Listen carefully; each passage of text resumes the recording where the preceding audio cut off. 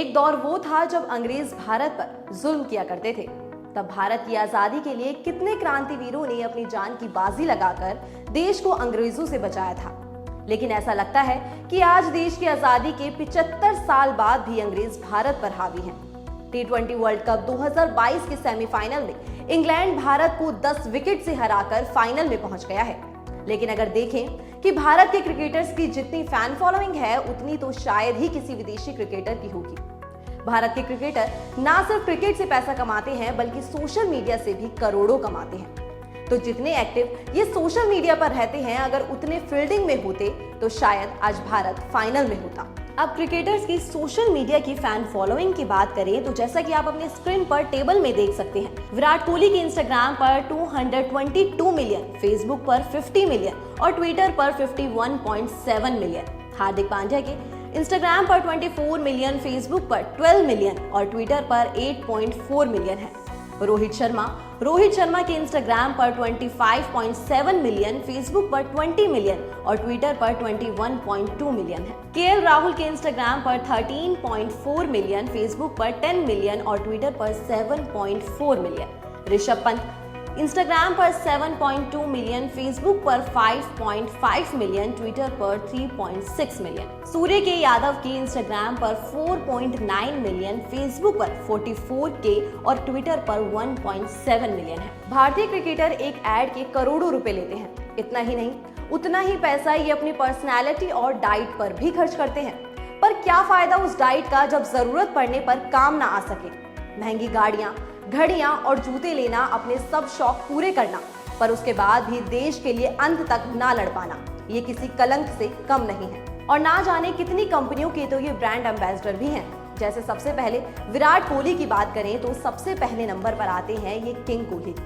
कोहली दुनिया की बड़ी बड़ी 25 से ज्यादा कंपनियों के ब्रांड एम्बेसडर हैं, जिसमें Myntra, Puma, MRF tyre, Audi India, Fastrack जैसी कंपनियां शामिल हैं। उनकी ब्रांड वैल्यू लगभग 185 मिलियन डॉलर है। विराट सोशल मीडिया पर एक स्पॉन्सर्ड पोस्ट से करीब 8.69 करोड़ रुपए की कमाई करते हैं। वहीं अब बात करें रोहित शर्मा की।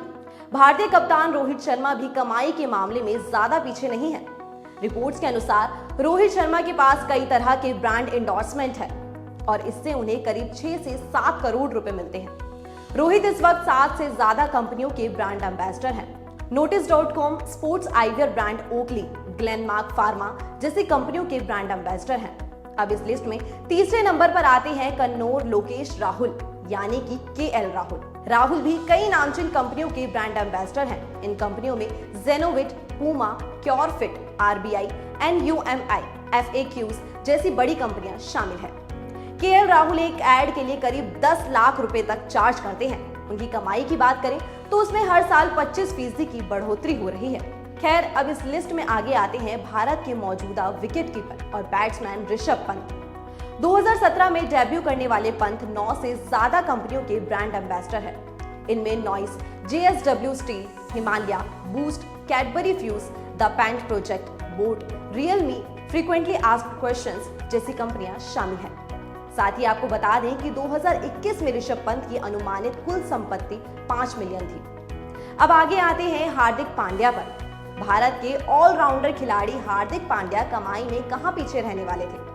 हाल ही में पांड्या बोट, ब्रिटानिया और गल्फ ऑयल इंडिया सहित अन्य श्रेणियों में कुल 11 ब्रांड्स का समर्थन करते हैं। हार्दिक पांड्या की ब्रांड वैल्यू में करीब 30 से 40% की बढ़ोतरी हुई है और अब उनकी ब्रांड एंडोर्समेंट फीस बढ़कर करीब 2 करोड़ प्रतिदिन की हो गई है। उन्हें एक ब्रांड का विज्ञापन पूरा करने में कम से कम 2 दिन लग रहे हैं, यानी उन्हें प्रति ब्रांड कम से कम 4 करोड़ रुपए मिलते हैं।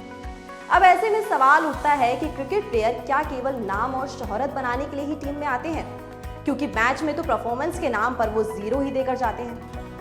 खैर, अभी के लिए केवल इतना ही। ऐसी ही और अधिक खबरों के लिए देखते रहिए News 44।